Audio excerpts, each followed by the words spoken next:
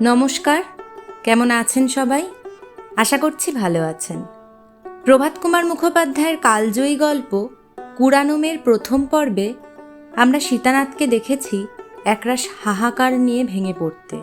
কিন্তু কেন সেই গয়নাগুলো তাকে পথের ভিখারি করে দিল? যে নাতনিকে তিনি পরম মমতায় ফিরে পেতে চেয়েছিলেন, তার ভাগ্যে শেষ পর্যন্ত কী লেখা ছিল? সীতানাথের এই সর্বনাশের শেষ কোথায়? আজ আমরা শুনব এই অসাধারণ গল্পের দ্বিতীয় তথা অন্তিম পর্ব। সঙ্গে আমি কৌস্তুরী। চলুন তবে শুরু করা যাক আজকের দ্বিতীয় তথা অন্তিম পর্ব। চুরি গেছে? না। ডাকাতে নিয়েছে? না।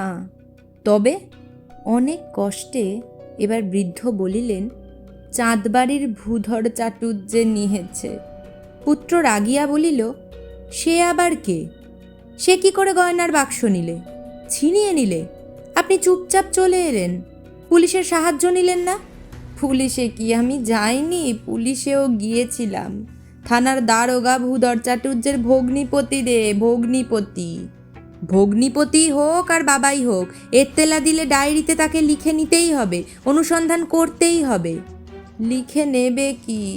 উল্টো সে আমায় মিথ্যে নালিশের দায় জেলে দেবার ভয় দেখালে। কলিকাতায় যে মেসের বাসায় থাকিয়া শ্রীনিবাস লেখাপড়া করিতেন, সেই বাসায় অধ্যয়নকারী একটি ছাত্র ছিল। তাহার মুখে শ্রীনিবাস মাঝে মাঝে আইন সম্পর্কীয় অনেক তর্ক বিতর্ক শুনিতে পাইতেন। সেই অবধি শ্রীনিবাস নিজেকে একজন আইনজ্ঞ ব্যক্তি বলিয়া স্থির করিয়া রাখিয়াছেন। নগদ ৮ আনা খরচ করিয়া একখানি মুক্তার গাইড পুস্তক ক্রয় করিয়াছেন। গ্রামের লোকের মোকদ্দমা উপস্থিত হইলে প্রায় শ্রীনিবাস কোনো না কোনো পক্ষের সহায়তা করিয়া পরামর্শ দান করেন। গম্ভীরভাবে পিতাকে বলিলেন, ব্যাপারটা কি হয়েছে সব আদ্যপান্ত খুলে বলুন, দেখি আমি এর কিছু প্রতিকার করতে পারি কি না। তখন বৃদ্ধ বলিতে আরম্ভ করিলেন। তাহার সেই ১ ঘণ্টা কালব্যাপী সকরুণ বক্তৃতার ভিতর হইতে সমস্ত হাহুতাশ, অশ্রুপাত, অনাবশ্যক মন্তব্য বাদ দিয়া সারাংশটুকু মাত্র লিপিবদ্ধ করিলাম। সন্ধ্যার পূর্বে নৌকা গুণ টানিয়া আসিতেছিল। হঠাৎ গুণ ছিঁড়িয়া গিয়া নৌকা বিপরীত দিকে মহাবেগে ছুটিয়া যায়। চন্দ্রবাটির ঘাটে একখানা মালবোঝাই প্রকাণ্ড ভরে ঠেকিয়া নৌকা ভাঙিয়া গেল। গহনার বাক্স চাদর দিয়া সীতানাথের পিঠে বাঁধা ছিল। অচেতন অবস্থায় সীতানাথকে জল হইতে তুলিয়া ভূধর চট্টোপাধ্যায় তাহাকে গৃহে লইয়া যায়। শুশ্রূষা করিয়া তাহার প্রাণ বাঁচাইয়াছে, কিন্তু গহনার বাক্স দিল না। শ্রীনিবাস ভূ কঞ্চিত করিয়া জিজ্ঞাসা করিলেন, গহনার কথা সে নিজ মুখে স্বীকার করেছে? প্রথম স্বীকার করেনি। আমার যখন জ্ঞান হলো তখন জিজ্ঞাসা করলাম, আমার পিঠে যে একটা বাক্স বাঁধা ছিল সে কোথা? বলে, তা তো কই আমরা পাইনি।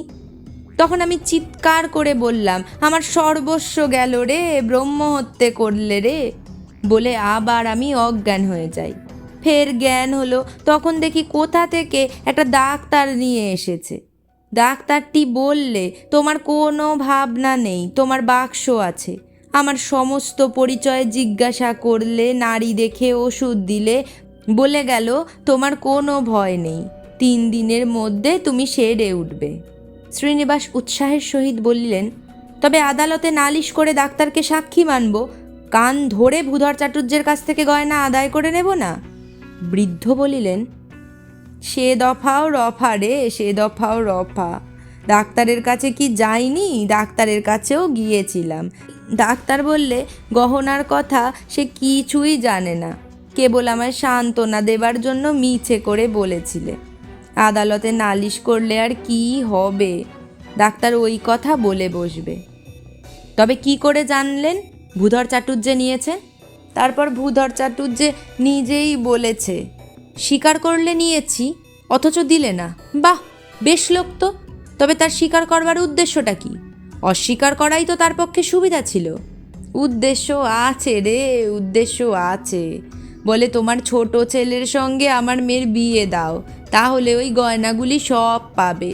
আমি গরিব, আমার মেয়ের বিয়ে হয় না। তোমার গহনা তোমার ঘরেই যাবে, পুরস্কার স্বরূপ আমাকে কন্যাদায় থেকে উদ্ধার করবে। কথাটা শুনিয়া শ্রীনিবাস বলিলেন, তবেই তো দেখছি গোলযোগ বলিয়া অভ্যাসবশত গুম্ফপ্রান্ত দংশন করিতে প্রবৃত্ত হইলেন। সীতানাথের কনিষ্ঠ পুত্রের নাম শ্রীমান অন্নদাচরণ। তিনি এলে ফেল করা নব্য যুবক, মেজাজটা নিতান্তই সাহেবী ধরনের। প্রাতে ও সন্ধ্যায় বিস্কুট সহযোগে নিয়মিত রূপে চা পান করিয়া থাকেন। গ্রামের বালকদিগের মধ্যে বিদ্বান বলিয়া তাহার যথেষ্ট খ্যাতি আছে। চেহারাটি দিব্য, রবীন্দ্রীয় কেশদাম তাহার কমনীয় মুখসৌন্দর্য বহুগুণ বর্ধিত করিয়াছিল। স্ত্রী বিয়োগের পর তিনি বিস্তর কবিত্ব প্রকাশ করিয়া ভগ্ন হৃদয়ের মহাশোকাশ্রু নামাধেয় একখানি চটি কবিতা পুস্তক প্রণয়ন ও প্রকাশ করিয়াছেন। যতবার বিবাহের প্রস্তাব আসিয়াছে অবজ্ঞা ভরে প্রত্যাখ্যান করিয়াছেন। বন্ধু সমাজে পত্নীবৎসল বলিয়া তাহার সম্মানের আর সীমা নাই। তাহাকে এ বিবাহে রাজি করা যাইবে এমন কোনো আশা ছিল না। তাই শ্রীনিবাস বলিয়াছিলেন, তবেই তো দেখছি গোলযোগ।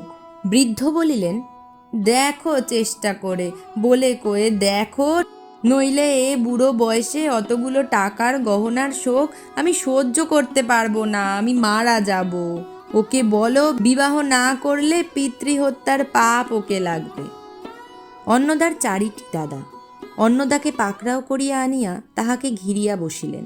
সমস্ত দিন ধরিয়া কত রকমে তাহাকে বুঝাইলেন, কত মিনতি করিলেন, তর্ক করিলেন, রাগ করিলেন, কিছুতেই অন্নদার মন টলিল না। অন্নদার অন্তরঙ্গ বন্ধুবান্ধবগণকে খোসামত করিয়া তাহাদের দ্বারায় অনুরোধ চলিতে লাগিল। পুনর্বার দ্বারগ্রহণের বিরুদ্ধে অন্নদার যত প্রকার যুক্তির অবতারণা করিল, তাহার বন্ধুরা সেগুলি যখন যেরূপ সুবিধা হইল সুতর্ক বা বিতর্কের সাহায্যে একে একে খণ্ডন করিল।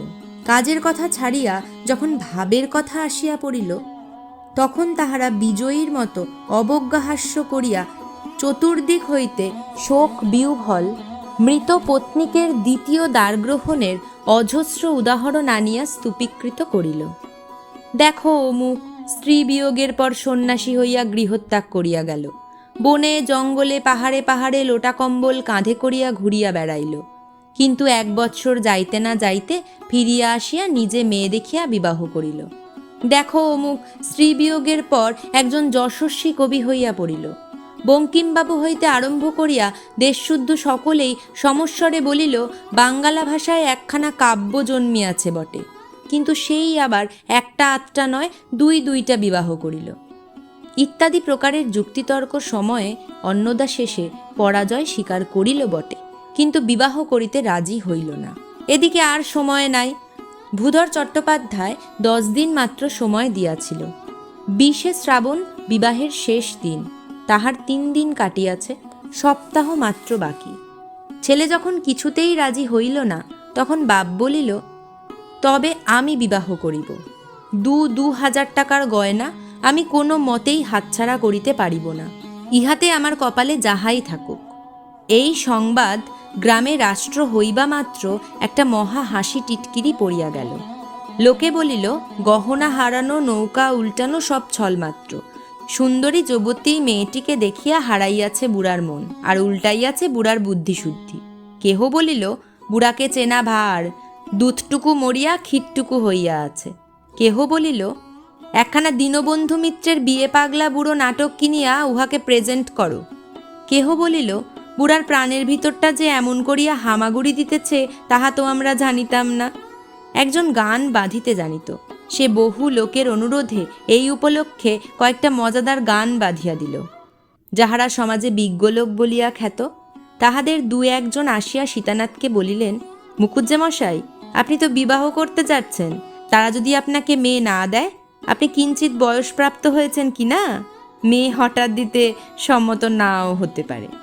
সীতানাথ বলিলেন, ও হারামজাদা যে বিবাহ করবে না তা আমি আগে থেকেই জানতাম। ছেলে যদি বিবাহ না করে তবে আমি বিবাহ করলেও অলংকার দেবে বলেছে। পেল্লায় মেরে এত বড় অর্থাভাবে আজও বিবাহ হয়নি। তাদের আর জাত থাকে না। চুবা বুড়ার বিচার করলে তাদের কি করে চলবে? পাড়ার লোকের, গ্রামের লোকের যতই আমোদ হোক, বাড়ির লোকের মাথায় একথা শুনিয়া যেন বজ্রাঘাত হইল। চারি ছেলে চারি বধূ ভাবিয়া ব্যাকুল হইয়া উঠিল। তাহারা স্বতঃপরত নানা উপায় নানা প্রকারে বুড়াকে বুঝাইতে লাগিল। সীতানাথ বলিলেন, দেখো, আমার বিবাহ করবার কিছুমাত্র প্রয়োজন নেই। তোমরা অন্নদাকে রাজি করো, আমি ছেলের বিবাহ দিয়ে সোনার চাঁদ বউ ঘরে আনি। অন্নদা বেচারি কিয়ৎ পরিমাণে রেহাই পাইয়াছিল। এই কথার পর দ্বিগুণ উৎসাহের সহিত আবার তাহার উপর উৎপীড়ন আরম্ভ হইল। শেষে অন্নদা চোখ মুখ লাল করিয়া রাগিয়া বলিল, তোমরা যদি আমাকে এমন করে দিক করবে তবে আমি বিরাগী হয়ে একদিক পানে চলে যাব। বড়বধূ রাগিয়া বলিলেন, ঢের দেখেছি ঠাকুরপো, এই বয়সে কত দেখলাম, বাঁচি তো আরও কত দেখব। এখন এরকম করছো, কিন্তু শেষ রক্ষে হলে হয়। 24শে শ্রাবণ, বিবাহের আর 5 দিন মাত্র বাকি। সীতানাথ টাকা কড়ি লইয়া কলিকাতায় গেলেন। বলিয়া গেলেন, আবশ্যকীয় জিনিসপত্র কিনিয়া সেইখান হইতে বিবাহ করিতে যাইবেন। বৃদ্ধ যাত্রা করিলে পর বাড়িতে নতুন করিয়া মহা গণ্ডগোল পড়িয়া গেল। ছোট বড় সকলেই অন্নদার প্রতি একেবারে খড়গহস্ত। প্রায় 10 বৎসর কাল গৃহিণীর মৃত্যু হইয়াছে। ছেলে মেয়ে নাতি পুতি ভরা সংসার। সীতানাথ আর দ্বার পরিগ্রহ করেন নাই, লোকেও সে পরামর্শ দেয় নাই। আজ 10 বৎসর কাল বড়বধূ ঘরের গৃহিণী। হঠাৎ নোলক পড়া মূর্তিমতী উপদ্রবরূপিণী একটি কচি মেয়ে আসিয়া তাহার হস্ত হইতে গৃহস্থলীর শাসনদণ্ড কাড়িয়া লইবে, এ কল্পনা মাত্র নিতান্তই যন্ত্রণাদায়ক হইল। বড়বধূ আবার কাঁদিতে কাঁদিতে অন্নদাকে মিনতি করিতে আরম্ভ করিলেন, অনু ভাই লক্ষ্মীটি, এখনো সময় আছে, এখনো বিবাহ করো, নইলে সোনার সংসার ছাড়ে খাড়ে যায়। অন্নদা হঠাৎ বলিল, দেখো বৌদিদি, আমি একটা মতলব স্থির করেছি। শুনলাম তারা বড় গরিব, তাই মেয়েটির বিয়ে হয় না। তোমরা কোনো রকমে 1000 খানেক টাকা আমাকে সংগ্রহ করে দাও। আমি সেই টাকা ভূধর চাটুর্যকে দিয়ে বলি, আপনি ব্রাহ্মণ, কন্যা দায়গ্রস্ত, কিঞ্চিত সাহায্য করলাম। মনোমতো সুপাত্র এনে মেয়ের বিবাহ দিন, আমার গহনাগুলি ফিরিয়ে দিন। তা তারা দিতে পারে। তারা যে অধার্মিক নয়, তাদের ব্যবহারে তা জানা আছে। অনায়াসেই তো গহনাগুলির কথা অস্বীকার করতে পারত। কথাটা সকলে মিলিয়া তোলাপাড়া করিয়া বলিল, হ্যাঁ, এ পরামর্শ মন্দ নহে, চেষ্টা করিয়া দেখিতে ক্ষতি কি। প্রাণের দায় পরিবারস্থ সকলের মধ্যে চাঁদা করিয়া কিছু ঋণ করিয়া 1000 টাকা জমা হইল। সকালে সীতানাথ রেলপথে কলিকাতা যাত্রা করিয়াছিলেন। সন্ধ্যার সময় অন্নদার নৌকা চন্দ্রবাটি অভিমুখে রওনা হইল। একখানি পত্র, চন্দ্রবাটি গ্রাম, তারিখ 27শে শ্রাবণ। পরম পূজনীয় শ্রীযুক্ত পিতা ঠাকুর মহাশয় শ্রীচরণ কমলেশু, সংখ্যাতীত প্রণামান্তে নিবেদন। আপনি কলকাতায় রওনা হইবার পরদিবস আমি কার্যগতিকে চন্দ্রবাটি গ্রামে উপস্থিত হই। প্রথমেই মহাশয়ের জীবনদাতা বন্ধু শ্রীযুক্ত ভূধরনাথ চট্টোপাধ্যায়ের সহিত সাক্ষাৎ করি। উক্ত মহাশয় পরম সজ্জন ব্যক্তি, যার পর নাই আদর অভ্যর্থনায় আমাকে আপ্যায়িত করিয়াছেন। এ পর্যন্ত আমি তাহার গৃহে অতিথি। আমার পরিচয় পাইয়া গ্রামের কয়েকটি ভদ্রলোক আমার সঙ্গে সাক্ষাৎ করিলেন এবং একজন বিজ্ঞ ব্যক্তি আমাকে নির্জনে লইয়া গিয়া বলিলেন, বাপু হে, শুনিতেছি নাকি তুমি এই ভূধর চট্টোপাধ্যায়ের কন্যাকে বিবাহ করিতে প্রস্তুত হইয়াছ। আমি সবিনয় প্রতিবাদ করিয়া বলিলাম যে আমি নহি, পরন্তু আমার পূজনীয় পিতৃদেব উক্তা বালিকাটির পানিপীড়ন করিতে অভিলাষী। কথাটা শুনিয়া বিজ্ঞ লোকটি থতমত খাইয়া গেলেন। মনে করিলেন বুঝি আমি তাহার সঙ্গে বিদ্রূপ করিতেছি। অবস্থা দেখিয়া আমি তাহাকে সব কথা বুঝাইয়া বলিলাম। শুনিয়া বিজ্ঞ ভদ্রলোকটি বলিলেন, সর্বনাশ, তোমার পিতা ঠাকুর যেন এমন কার্য না করেন। ও মেয়েটির জাতিকুলের ঠিকানা নাই। ওটি কুড়ানো মেয়ে। 13-14 বৎসর পূর্বে যেবার মহাবারুণী যোগে ত্রিবেণীতে লক্ষ লোকের সমাগম হইয়াছিল, সেই বৎসর সপরিবারে সেখানে গঙ্গা স্নান করিতে গিয়া চট্টোপাধ্যায় ওই মেয়েকে কুড়াইয়া পায়। ও মেয়ের বয়স তখন বছর 2 আন্দাজ। নিঃসন্তান বলিয়া চট্টোপাধ্যায় মেয়েটিকে কন্যার মতো প্রতিপালন করিয়াছে। অনেকবার ও মেয়ের বিবাহেরও সম্বন্ধ হইয়াছিল, কিন্তু পাছে কোনো সৎকুলীন ব্যক্তির জাতি নাশ হয়, এই আশঙ্কায় আমরা প্রতিবারেই বর পক্ষীয়গণকে সাবধান করিয়া দিয়াছি। তোমাদিগকেও সাবধান করিয়া দিলাম। মহাবারুণীর যোগের সময় ত্রিবেণীর ঘাটে মেয়েটিকে কুড়াইয়া পাওয়া গিয়াছে শুনিয়া আমার মনে একটা সন্দেহ উপস্থিত হইয়াছিল। মেয়েটিকে একবার দেখিবার নিতান্ত ইচ্ছা হইল। চট্টোপাধ্যায় মহাশয়কে বলিলাম, আমার পিতা ঠাকুর যখন আপনার কন্যার পাণিগ্রহণার্থী হইয়াইছেন, তখন মেয়েটিকে একবার দেখা আমার সর্বতোভাবে কর্তব্য। চট্টোপাধ্যায় কন্যাকে যথাসাধ্য বসনভূষণে সাজাইয়া আমার সম্মুখীন করেন। মেয়েটিকে দেখিয়া আমি অত্যন্ত বিস্মিত হই। মুখখানি অবিকল আমাদের ছোট বধূর মতো। চট্টোপাধ্যায় মহাশয়কে জিজ্ঞাসা করিলাম, মেয়েটির কোনো স্থায়ী রকমের ব্যাধি আছে কিনা। তিনি প্রথমত কিছুতেই কিছু স্বীকার করেন না। অনেক জেরা করিয়া বাহির করিলাম যে মাঝে মাঝে মেয়ের বুকে অম্লশূলের মতো একটা বেদনা দেখা যায়। 2 দিন কখনো বা 3 দিন বুক যায় শব্দ, তাহার পর ভালো হইয়া যায়। বৎসরে এইরূপ 2-3 বার হইয়া থাকে। পূর্বে যাহা সন্দেহ করিয়াছিলাম তাহাই বিশ্বাসে পরিণত হইল। মেয়েটি আমার শ্যালিকা। হিসেব করিয়া দেখিলাম 13 বৎসর পূর্বেই আমার শ্বশ্রু ঠাকুরানী মেয়েটিকে ত্রিবেণীর ঘাটে হারাইয়া আসেন। তখন তাহার বয়স 2 বৎসর মাত্র। সপ্তাহ ধরিয়া ত্রিবেণীর চতুর্দিকে অনেক নিষ্ফল অনুসন্ধান হয়। মেয়েটির গায়ে অনেক সোনার গহনা ছিল। এই নিমিত্ত সকলে সিদ্ধান্ত করেন যে গহনার লোভে কেহ তাহাকে হত্যা করিয়া থাকিবে। এ সমস্ত ইতিহাস আপনি অবশ্যই জ্ঞাত আছেন। অম্লশূলের ব্যারামটা উহাও একটা প্রধান কথা। আমার শ্বশ্রু ঠাকুরানীর উহা আছে, আমার স্ত্রীর আছে, আমার শ্যাল্যকগণও অল্পাধিক পরিমাণে ওই পীড়াক্রান্ত। যাহা হোক, আমি এই তথ্য আবিষ্কার করিয়াই শ্বশুর মহাশয়কে তার যোগে সংবাদ প্রেরণ করি। অদ্য প্রভাতে তিনি আমার শাশুড়ি ঠাকুরানীকে সমভিব্যাহারে লইয়া এখানে উপস্থিত হইয়াছেন। মেয়েটি যে তাহারই সে বিষয়ে শ্বশ্রুদেবীর সংশয় মাত্র নাই। অতঃপর আপনি যদি কন্যাটিকে বিবাহ করেন, তাহা হইলে কতকটা সম্পর্ক বিরুদ্ধ হয়। এই কারণেও বটে।